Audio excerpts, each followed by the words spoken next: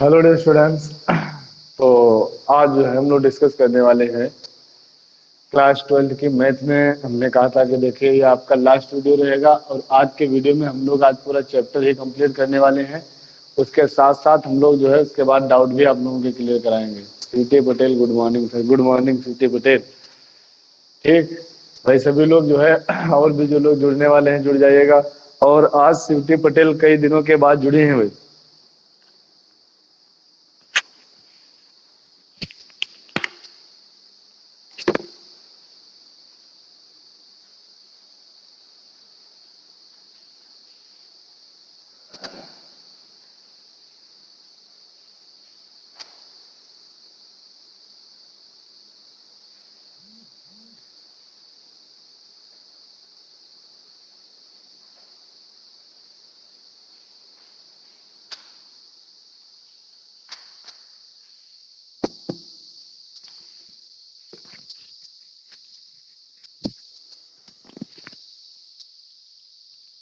ठीक है भाई। तो भाई और भी जो लोग जुड़ने वाले हैं जल्दी से जुड़ जाएगा और हम लोग जो है स्टार्ट करने वाले हैं। देखिए आपको बताया गया था, क्वेश्चन हम लोग पढ़ रहे थे फिलहाल। ठीक, क्वेश्चन हम लोग पढ़ रहे थे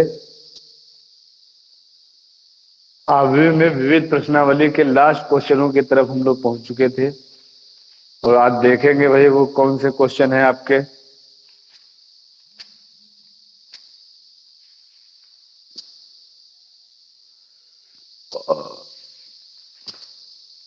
ठीक, देखिएगा भाई। ठीक, हमने आपसे कहा था, देखिए 10 नंबर क्वेश्चन था आपका। ठीक, 3 ही क्वेश्चन बचे हुए हैं, नहीं और भी आगे हैं, इसके बाद और भी आगे क्वेश्चन है भाई। ठीक, तो चलिए फिलहाल देखते हैं। आज यहाँ पर क्वेश्चन नंबर 10 से देखना हम लोग स्टार्ट करेंगे। करा, एक निर्माता 3 प्रकार की वस्तुएं एक्स वाई जेड का उत्पादन करता है। ठीक, एक निर्माता 3 प्रकार की वस्तुएं एक्स वाई जेड का उत्पादन करता है जिनका वह 2 बाजारों में विक्रय करता है। वस्तुओं की वार्षिक बिक्री नीचे सूचित की गई है। बाजार 1 का उत्पादन दिया गया है और बाजार 2 का उत्पादन दिया गया है। करा, यदि एक्स वाई तथा जेड की प्रत्येक इकाई का विक्रय मूल्य इतना दिया जा रहा हो, ठीक, तो कुल आय आयव्यय बीजगणित की सहायता से ज्ञात करिए। और यदि कह रहा है प्रत्येक की लागत, ठीक, इतने इतने इतने रुपया हो, तो इसका कुल लाभ ज्ञात कीजिए कितना होगा। तो भाई देखते हैं, ध्यान दीजिएगा सभी लोग। ठीक, देखते हैं भैया।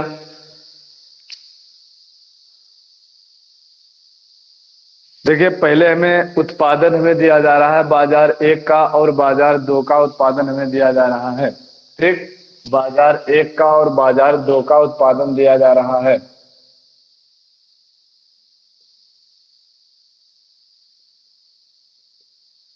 और उत्पादन दिया जा रहा है भैया हमें कितना कितना है, जरा समझ लेते हैं एक बार। 10,000, 2,000, 18,000। 10,000, 2,000, 18,000।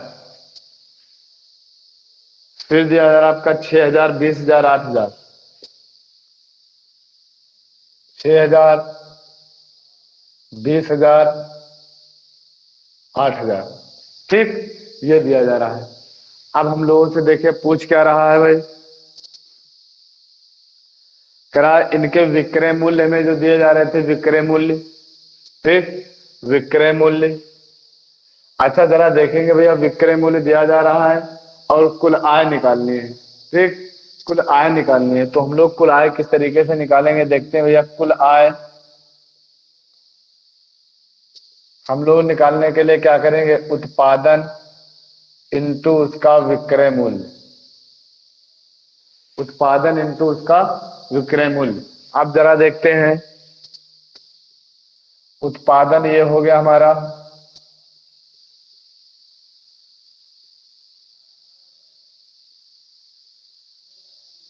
6,000, 20,000, 8,000 इंटू विक्रय मूल्य हो गया इनका देखिए कितना है विक्रय मूल्य, जरा सुनिएगा भाई। विक्रय मूल्य है 2.5 रुपया, 1.5 रुपया और 1 रुपया। ठीक, यानी 2.50, 1.50 और 1 रुपया।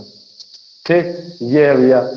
अब अच्छा जरा हम लोगों को देखना करना क्या है, हमें कुल आय निकालनी है। अच्छा आयतन लिख गया भाई, कुल आय निकालनी है। यहाँ से देखेंगे आय के लिए हम लोग क्या करेंगे, दोनों की गुणा करा लेंगे। जरा सबसे पहले एक बार ये बता दीजिएगा भाई, सभी लोगों को आवाज क्लियर आ रही है? फिर बताइएगा भाई, क्या आवाज बिल्कुल क्लियर आ रही है भाई? कोई परेशानी तो नहीं आवाज वगैरह में? ठीक आ रही है तो बहुत अच्छी बात है भाई। ठीक, देखते हैं हम आगे आगे। हाँ, तो इन लोगों के हमको क्या करा लेने, गुणा करा लेने। और गुणा कराने का तरीका आपको बताया ही गया था, क्या था भाई? पंक्ति इंटू स्तंभ। गुणा कराने का तरीका बताया गया था, क्या था वो हमारा? पंक्ति इंटू स्तंभ। पंक्ति गुणा हमें स्तंभ के साथ करानी है। तो ये हो गई पंक्ति, ये हो गया स्तंभ। दोनों की गुणा कराते हैं, जरा देख लेते हैं। पंक्ति गुणा स्तंभ के साथ कराएंगे भाई। तो पहली पंक्ति की कराते हैं, 2.5 से इसकी गुणा कराएंगे, देखना कितना आ जाता है। मान लिया सपोज करिए लिखा हुआ हमारा कितना, 25। ये जीरो आप हटा भी दीजिए तब भी कोई बात नहीं, क्योंकि दशमलव के बाद जीरो फिर कोई अंक तो है नहीं।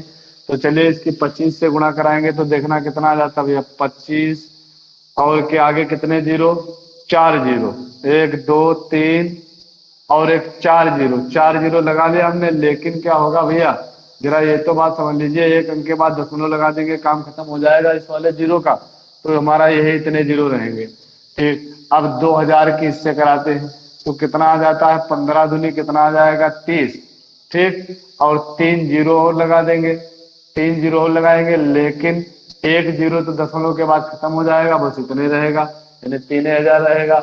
अब हम लोग आगे देखेंगे भाई, इसके साथ कराते हैं, इसकी तो 18,000 ही रहेगा, क्योंकि ये एक ही लिखा हुआ है, चाहे ये सब हटा दीजिए तब भी कोई बात नहीं, एक ही लिखा हुआ था। तो हम लोगों ने इससे करा लिया, हमारा 18,000 हो गया। अब जरा देखते हैं, हाँ, और इन पर क्या कर लिया, प्लस लगा दिया, ये वाला हमारा एक पद हो गया।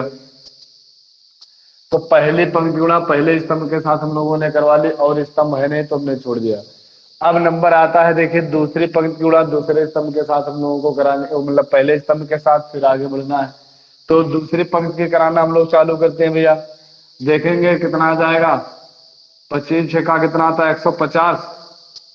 ठीक, और 3 जीरो में एक अंक के बाद दशमलव, तो 2 जीरो और। फिर यहां से देखेंगे 15 दूनी कितना आता है, 30। ठीक, 30 के आगे कितने जीरो, 4 जीरो में 3 लगाएंगे हम लोग, 1 2 3। ठीक, 3 जीरो लगा लिए। फिर आगे देखना भैया, फिर हमारा ये 8,000 ही हो जाएगा। ठीक, गुणा करा लिया। अब जरा इन लोगों को जोड़ लेते हैं, एक बार इन लोगों को जोड़ देते हैं, देखना कितना आएगा आपका। जोड़ने पर देखना 25 और 3 कितना आ जाएगा, 28,000। 28 और 10 कितना आ जाएगा, 28 और 10 38,000। ठीक, 38 और 8 जोड़ना है, 38 और 8, तो 38 और 8 हो जाएगा कितना, 46। 38 और 8 कितना आ जाएगा, 46,000। 46,000 हो गया। अच्छा यहां से नीचे वाले में देखेंगे जरा कितना आता है भैया, ध्यान दीजिएगा। देखिए 15 और 3 कितना हो गया, 18। 18 और 8 कितना हो गया, 18 और 8 कितना हो गया, 26। तो ये हो गया हमारा भैया कितना, 26,000 रुपया हो गया। ठीक, 26,000 रुपया हो गया। तो इतनी बात तो भैया सभी लोगों के समझ में आ गई होगी।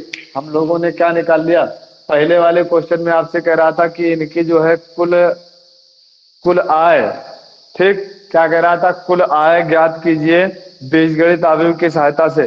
तो हम लोगों ने पहला वाला तो क्वेश्चन कर लिया भैया। ठीक, हम लोगों ने पहला वाला क्वेश्चन तो कर ही लिया। अब देखना इसके बाद आपसे क्या कह रहा था, इसके बाद क्या कह रहा था वो बात सुन लीजिएगा जरा। कह रहा है यदि उपर्युक्त 3 वस्तुओं में प्रत्येक की लागत, यदि उपर्युक्त करा उपर्युक्त में प्रत्येक में क्या करा था, 3 वस्तुओं की लागत जो है कितनी दी जा रही है, जरा सुन लीजिएगा भैया। किराया लागत जो है वो आपको दी जा रही है 2 रुपए 1 रुपए 50 पैसे, 2 रुपए 1 रुपए 50 पैसे। ठीक, तो अब तुमको क्या करना है, जरा बात ये भी सुन लीजिएगा। अब तुमसे कह रहा है, अब तुमसे कह रहा है भैया कि इसका कुल लाभ बताइए कितना होगा। ठीक, कह रहा था कुल लाभ बताइए। पहले हम लोग क्या करेंगे, कुल लागत निकाल लेते हैं। पहले हम लोग क्या करते हैं, कुल लागत निकाल लेते हैं कितनी आएगी। तो लागत के लिए जरा देखेंगे भैया कितना आता है, ध्यान दीजिएगा जरा। कुल लागत पहले निकालते हैं, इधर तो स्पेस नहीं है, यहाँ पर हम लोग निकालना चालू कर रहे हैं भैया। देखते हैं भैया कुल लागत, ठीक, कुल लागत, कुल आय, कुल लागत, फिर हम लोग लाभ निकालेंगे बाद में, ठीक। अच्छा हाँ देखिएगा भाई, सर सेकेंड वाले में ऐड गलत हो गया है, सेकेंड वाले में ऐड गलत हो गया है। 15,000, अच्छा ये 30,000 लिखा हुआ है, ठीक कहा है भाई, ठीक कहा है, ठीक 30,000 लिखा हुआ था ये। तो 15 और 30, 15,000 और 30,000 हो गया 45,000, 45,000 और 8,000, 45,000, 53,000 हो जाएगा ना, 53,000 हो जाएगा भाई, ठीक। तो भैया गड़बड़ ही हो गया था, ठीक, 53,000 हो जाना चाहिए। हाँ बिल्कुल सही बात है, 53,000 हो जाना चाहिए। बहुत अच्छी बात है भाई, अभी हम लोग गड़बड़ कर जाते हैं यहाँ पर, है ना। बिल्कुल सही, अच्छा किया भाई, शिवटी जी ध्यान दे भी रही है इधर। देखिए तो कुल लागत हम लोग निकालेंगे यहाँ से, कुल लागत देखते हैं। पहले हमारा उत्पादन ये दिया जा रहा था, उत्पादन था इतना 10,000, ठीक, और फिर था हमारा 2,000, 18,000, 2,000 और 18,000, और ये था हमारा 6,000, ठीक, 20,000 और कितना था 8,000, ठीक। इसके बाद जरा वो हम देख लेंगे इनकी वो लागत दी कितनी कितनी जा रही थी। एक बाजार पर लागत दो, तीनों पर अलग अलग थी लागतें। एक पे 2 रुपया, 1 रुपया और 50 पैसा। तो 2 रुपया, 1 रुपया, 50 पैसा को हम लोग लिख सकते हैं कितने रुपया, 50 पैसा का मतलब भैया 50 पैसा का मतलब कितना, 1/2, ठीक। 50 पैसा का मतलब कितना, वही आधा रुपया, यानी 1/2 रुपया, ठीक। अब जरा देखेंगे यहाँ से, ध्यान दीजिएगा जरा, गुणा फिर करा लेनी है हमें। देखते हैं गुणा, फिर पंक्ति गुणे स्तंभ। तो इसके कराएंगे, पहले आ जाएगा हमारा 20,000, फिर आ जाएगा कितना 2,000, और फिर आ जाएगा कितना 9,000, ठीक। 20,000, 2,000, 9,000, 20,000, 2,000, 9,000 कितना आ जाएगा 31,000, ठीक। 20,000, 2,000 और 9,000 कितना आ जाएगा 31,000। तो अब की बार तो सही होगा भाई, है, जरा बताइए अब की बार तो सही हो गया ना। तो अब हम लोग जरा देखते हैं इसके बाद यहाँ पर, ठीक, आगे देखने वाले हैं। फिर हम इसके यहाँ गुणा कराने वाले हैं, जरा देखिएगा। तो ये आ जाएगा 12,000 और 20,000, ठीक, और 4,000, 12,000, 12,000, 20,000, 4,000, ठीक। तो ये आ जाएगा आपका 12 और 20, 12 और 20 कितना हो गया, 12 और 20 हो गया 32, और 4 हो गया 36,000, है ना। आपका ये कितना हो गया, 36,000 हो गया ना भैया। अब जरा देखेंगे यहां से, तो ये तो आ गया आपका 36,000। तो ये हम लोगों को पता चल गया क्या, यहाँ पर कुल लागत पता चल गया, और क्या कुल आय पता चल गई। अब हम लोगों को निकालना क्या है, लाभ निकालना था। तो पहले लाभ निकाल लेते हैं, देखते हैं। देखिए कह रहा था शायद अलग अलग पर लाभ पूछ रहा था, जरा देख लेते हैं। कह रहा था अच्छा कुल लाभ ज्ञात कीजिए, कुल लाभ ज्ञात कीजिए कितना होगा, है ना, कुल लाभ ज्ञात कीजिए कितना होगा। तो सबसे पहले हम लोग ये देखते हैं यहां से, देखिए बाजार एक में लाभ कितना हुआ, पहले बाजार एक में लाभ निकालते हैं। बाजार एक में लाभ, बाजार एक में लाभ, ठीक, बाजार एक में लाभ, जरा देखते रहिएगा भाई। बाजार एक में लाभ, ठीक, हाँ। तो जरा देखेंगे कितना आएगा भैया, ध्यान दीजिएगा। बाजार एक का कुल आय इतनी थी और लागत इतनी लगी है, आय इतनी है लागत इतनी लगी है, ठीक। अच्छा देखते हैं यहां पर लिखते हैं भैया, जरा इधर लिखे ले रहे हैं, ठीक। बाजार एक में लाभ, ठीक। देखा क्या हम लोगों ने कि कुल आय आपकी इतनी हो गई और लागत इतनी लगी थी। तो लाभ निकालने वाले हैं यहां से, देखना 46,000 माइनस का 31,000, ठीक। 46,000 माइनस 31,000 तो 0 0 0 और ये कितना आ गया 5 और 1, 15,000 तो बाजार एक में लाभ हो गया भैया। अब जरा देखते हैं बाजार दो में लाभ। बाजार दो में कितना लाभ हुआ? दूसरी बाजार में कुल आए थे हमारे 53,000 और लागत लगी है कितना? 36,000, ठीक। 36,000 लगी है। अब जरा देखते भैया कितना बचा ये 7 और 1 17,000, तो 17,000 रुपया जो है बाजार दो में लाभ हुआ। अब हम लोगों को देख लेना है, ये कह रहा था कि दोनों बाजारों में कुल लाभ कितना हुआ, तो हमें दोनों के अलग अलग लाभ तो पता ही चल गया भैया। अब हम लोग दोनों को जोड़ देंगे आकर के कुल लाभ के लिए। बाजार 1 + 2 का कुल लाभ, तो कुल लाभ हमारा आ जाएगा कितना? 15,000 + 17,000 यानी कितना आ जाएगा? 32,000 रुपया। तो 32,000 रुपया आपका जो है कुल लाभ हो जाएगा। जरा एक बार कंफर्म करा दीजिए क्या भाई आपके क्वेश्चन समझ में आ गया है? जरा बताइएगा जल्दी से। अगर कहीं पर प्रॉब्लम हो तो आप बताइए, बता दें हम क्वेश्चन आपको फिर से एक बार।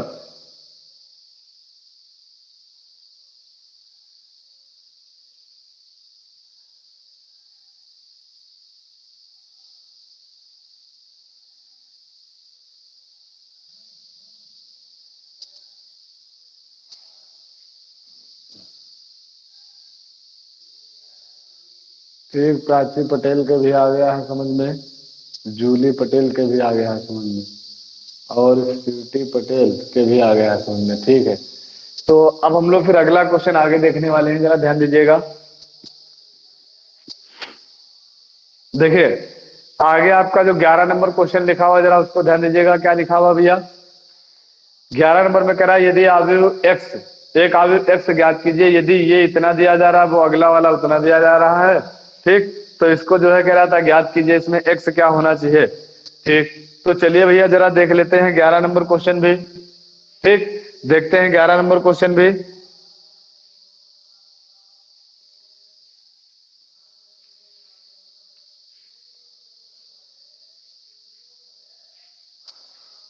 टाइम लग जाता है भाई क्वेश्चनों में, जो सोचो वो हो नहीं पाता।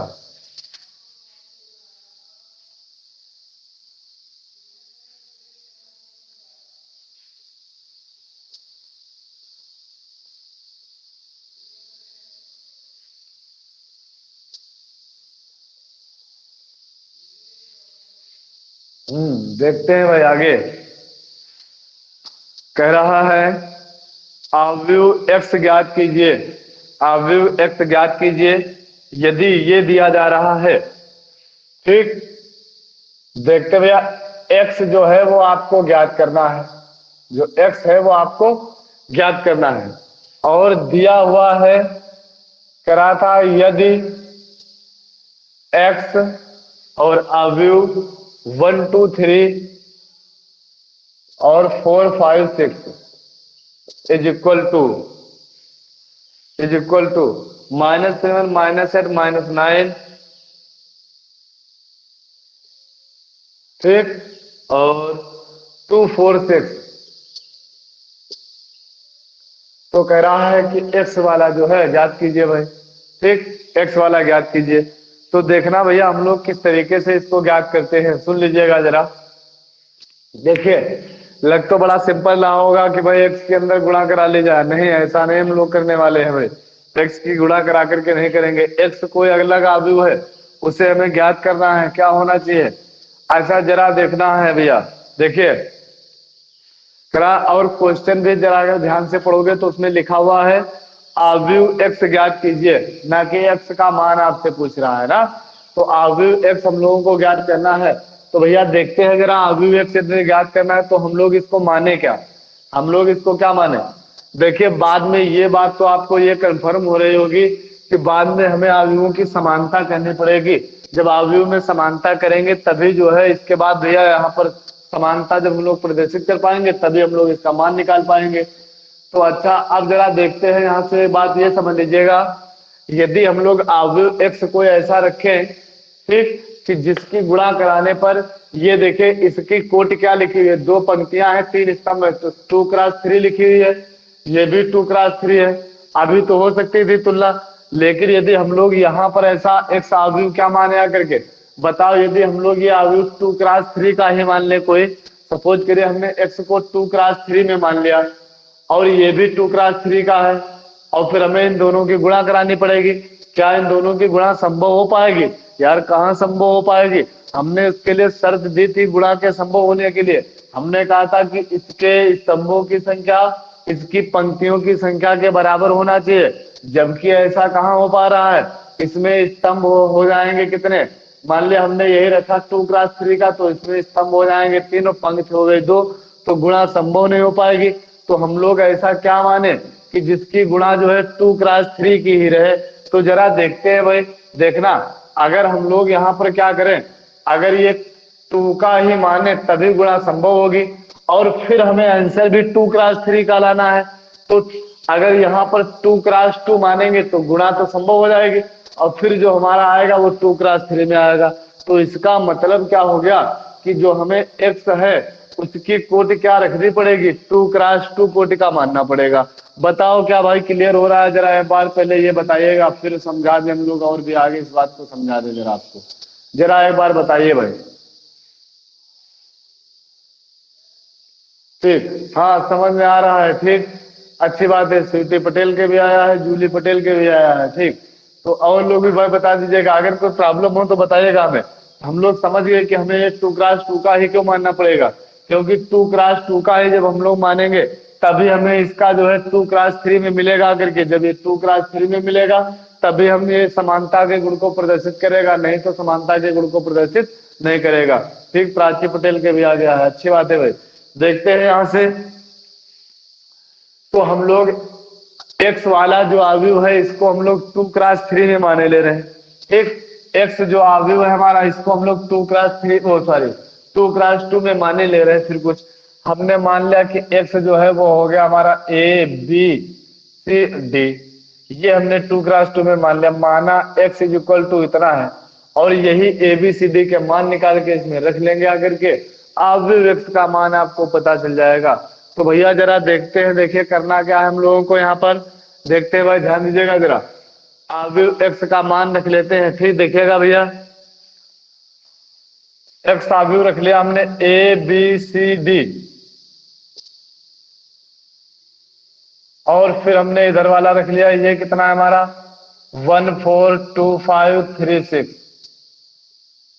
और फिर इधर वाले को हमने -7 -8 -9 और कितना 2 4 6, ठीक ये भी रख लिया हम लोगों ने। अब जरा पहले इन दोनों की गुणा करा लेते हैं।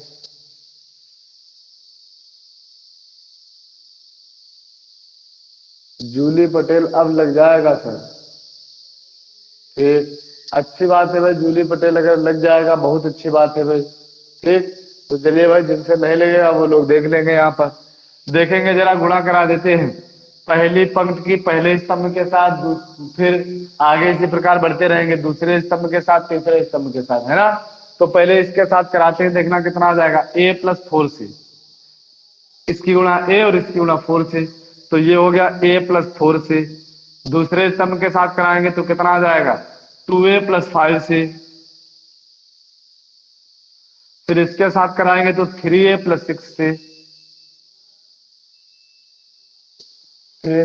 अब देखेंगे आगे भाई, अब दूसरी पंक्ति के सबके साथ कराते हैं तो b + 4d, फिर कराएंगे कितना आ जाएगा देखते हैं भैया जरा 2b + 5d, फिर देखेंगे कितना आ जाएगा 3b + जो है 6d, ये आ गया आपका = -7 -8 -9 और 2 4 6। ठीक, अब जरा इनके करा लेते हैं भैया, तुलना करा लेते हैं। ठीक, तुलना प्राची पटेल सर अब हो जाएगा। ठीक, अच्छी बात है भाई, बहुत अच्छी बात है अगर हो जाएगा। जरा एक बार कंफर्म करा देते हैं, आपका आंसर मैच करवा देते हैं। देखिएगा a + 4c is equal to minus का 7।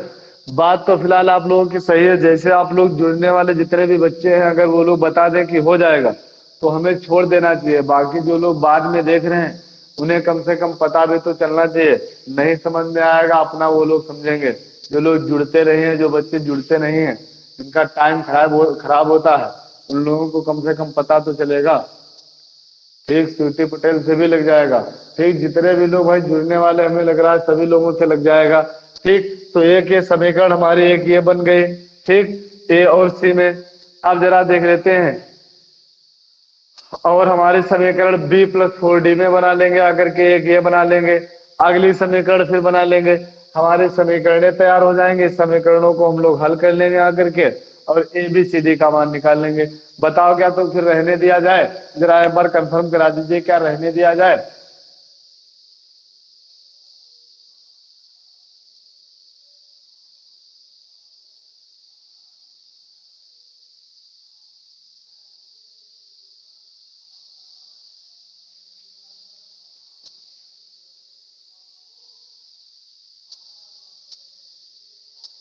हाँ, next question. Yes sir, yes sir. ठीक, ठीक भैया। आशीष शेख सर कह रहे हैं कि जो है हो जाएगा, आगे बताया जाए।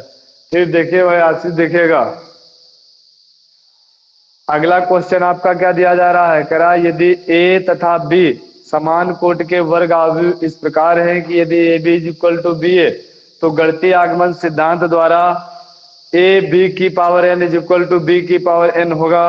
ठीक, इसके अतिरिक्त सिद्ध कीजिए कि समस्त N belongs to natural number के लिए ए बी की whole power N is equal to A की पावर एन बी की पावर एन होगा। देखिए, अब जरा इस क्वेश्चन के लिए देखना हम लोग क्या करने वाले हैं, सुन लीजिएगा। देखते हैं कितने बच्चे जो है नेक्स्ट वीडियो में ये क्वेश्चन अपना तैयार करके रखेंगे। हम आपको कॉन्सेप्ट बता दे रहे हैं किस तरीके से आपको करना है। क्वेश्चन करिएगा, अगर ना हो पाए तो कल की जो क्लास होगी आप बता दीजिएगा, हम तुरंत वहां पर फिर एक क्वेश्चन आपको करवा देंगे। ठीक, देखिए फिलहाल कॉन्सेप्ट सुन लीजिए हमें किस तरीके से करना है।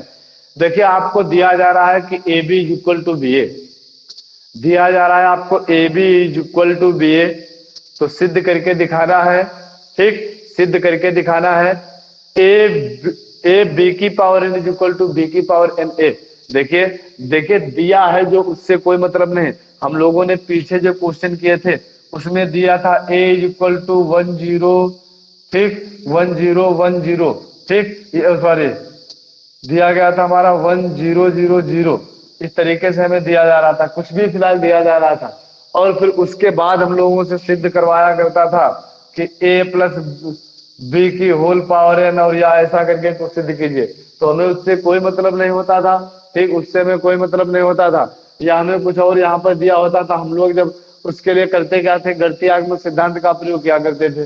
तो यहाँ पर भी हमें इस चीज से कोई मतलब नहीं है। जो दिया जा रहा है क्या हमारा, A B is equal to B A B is equal to B A, इससे हमें यार कोई लेना देना नहीं है। दूसरा जो हमें सिद्ध करना है ए बी की whole power is equal to B की पावर एन ए, तो हम लोग यहाँ पर क्या करेंगे, गणितीय आगमन सिद्धांत का प्रयोग करेंगे। किसका प्रयोग करेंगे? गणितीय आगमन सिद्धांत का प्रयोग करेंगे।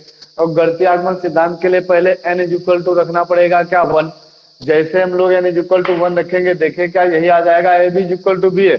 हाँ ठीक, यार पहला स्टेप आ गया, तो हम लोग क्या कह लेंगे कि एन इज इक्वल टू 1 के लिए सत्य है। ठीक, एन इज इक्वल टू 1 के लिए सत्य है। फिर आगे हम लोग एन इज इक्वल टू के रखेंगे, उसके लिए कहेंगे सत्य होगा। के प्लस 1 रखेंगे, उसके लिए कहेंगे ये जो है, उसके लिए आरएचएस वाले कॉल करेंगे, तो एलएचएस वाला फिर आ जाएगा। फिर हम लोग कह लेंगे सत्य, या एलएचएस वाला हल करके आरएचएस वाला ले आएंगे, तो फिर कह देंगे आकर के सत्य। तो कुल मिलाकर के गणितीय आगमन सिद्धांत से क्वेश्चन को करना है। नेक्स्ट इसका जो आपको सिद्ध करना है, ए बी की whole power N is equal to B की पावर एन, और ये ए की पावर एन, इसमें भी आपको ये करना, पहले एन इज इक्वल टू 1 रखना है, फिर के रखना है, और फिर जो है उसके बाद के प्लस 1 रखना है। फिर आप इसको जब सॉल्व करेंगे तो आपका दूसरी तरफ जो लिखा हुआ वही आ जाएगा। हम कह लेंगे एन बराबर के प्लस 1 के लिए भी सत्य होगा। यानी कुल मिलाकर के गणितीय आगमन सिद्धांत से आपको ये क्वेश्चन सॉल्व करना है। जरा एक बार ये कंफर्म करा दीजिए, क्या क्वेश्चन लगा पाओगे?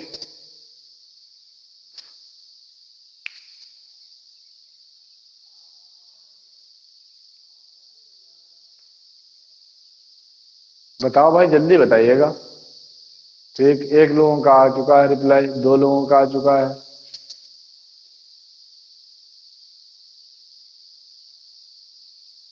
जूली पटेल लग जाएगा sir. Beauty Patel, yes sir, try करेंगे। हाँ ट्राई करिएगा। देखिए कुछ नहीं करना, वही जो लोग हम लोग पीछे गणितीय आगमन सिद्धांत का प्रयोग कर चुके हैं वही है बस। आशीष कुमार भी कह रहे हैं यस सर, तो अच्छी बात है भाई। देखिए तो करना क्या है, इसमें आप लोग इसको ट्राई करिएगा। अगर ना लगे क्वेश्चन तो जैसे हम लोग नेक्स्ट वीडियो जो हम लोग आगे करेंगे, अभी फिलहाल इसके और एक दो तीन क्वेश्चन जो हैं विकल्पीय क्वेश्चन तीन रह जा रहे हैं, उन लोगों को उन क्वेश्चनों को जो है हम लोग नेक्स्ट वीडियो में कर लेंगे। और ये क्वेश्चन अगर आपसे ना लग पाए तो आप बता दीजिएगा। और साथ में आप लोगों को एक और सूचना दी जा रही है यहाँ पर कि आव्यूह के अब जितने भी क्वेश्चन है, आपके आव्यूह के जितने भी क्वेश्चन है आव्यूह हम लोग कंप्लीट कर चुके हैं। 2 चैप्टर आपके कंप्लीट हो चुके हैं। कल अभी फिलहाल आव्यूह हम लोग पढ़ भी रहे थे तो सिर्फ आव्यूह की ही अभी बात करेंगे। यदि आव्यूह में पहली एक्सरसाइज से लेकर के आपकी जो मिसलेनियस एक्सरसाइज विविध प्रश्नावली दी जा रही है, अगर कोई क्वेश्चन ना लगने वाला हो तो आप कल बिना किसी हिचकिचाहट के आपसे पूछ सकते हैं। ठीक, तो कल आपके डाउट भी दूर किए जाएंगे। कुल मिलाकर के समझ लीजिए कल की क्लास जो होगी डाउट क्लास रहेगी, उसमें आप अपने डाउट भी क्लियर कराइएगा। और ये जो हमारे जो एक ये क्वेश्चन एक हमने दिया ये भी आपका मैच करवा देंगे, और एक दो विकल्पी क्वेश्चन है ये भी करवा दिए जाएंगे। बाकी पीछे के जो क्वेश्चन आपको पूछना रह जाए आप तुरंत बताइएगा, हम वो क्वेश्चन आपको बता देंगे। ठीक, फिलहाल आज के वीडियो में हम लोग इतना ही रखेंगे। आ गया भाई सभी लोगों के समझ में?